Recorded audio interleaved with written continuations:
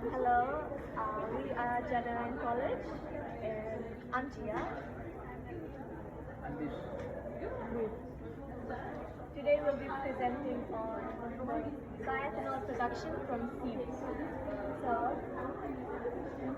our main reasons for doing this are that I'm from the Garden Island of Uni, and I've firsthand seen that power was not available all the time. We had to rely on generators that use fossil fuels, and that was not good for our country, our environment.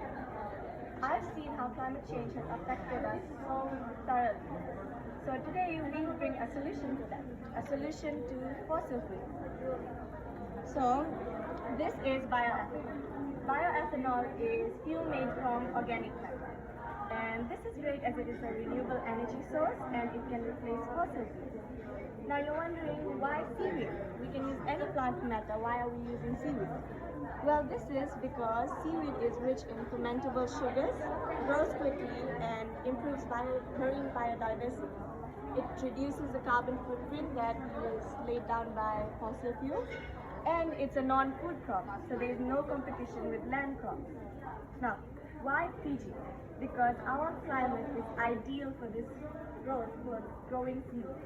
And existing farming of Cataphycus, the variety of seaweed we're using, is already being done in Fiji.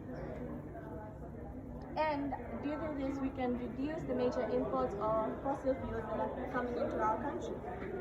Now, one of my teammates will explain the production process. So there are 10 steps for the production of bioethanol from the seaweed. The first one is collecting the seawater.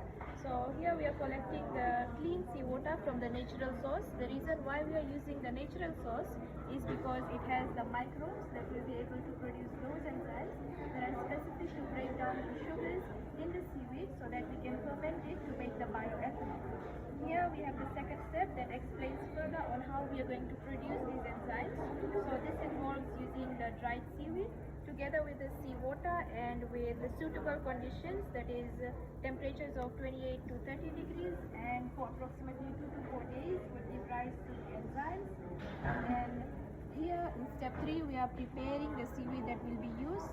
So we are first washing the seaweed to remove any salt, sand and epiphytes, and then chopping it or grinding it so that we can increase the surface area for this enzyme action. In step 4, this is where microbial hydrolysis is occurring. So basically we are mixing the enzyme broth, which has the enzymes and microbes, with the chopped up seaweeds.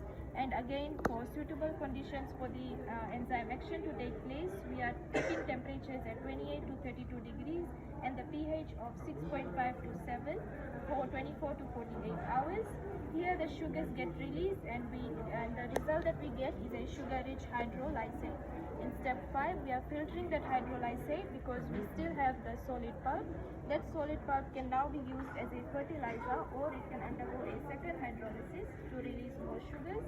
Then comes step 6. This is where we are adjusting the pH for suitable fermentation processes. So here the hydrolysate has to be of pH 4.5 to 5.5, and if any changes are there in the pH, we can always use the dilute sodium hydroxide or sulfuric acid to adjust the pH. Step 7, this is an optional step, but it is necessary if you want to kill any unwanted microbes. Then comes step 8, which is the addition of fermenting yeast. This fermenting yeast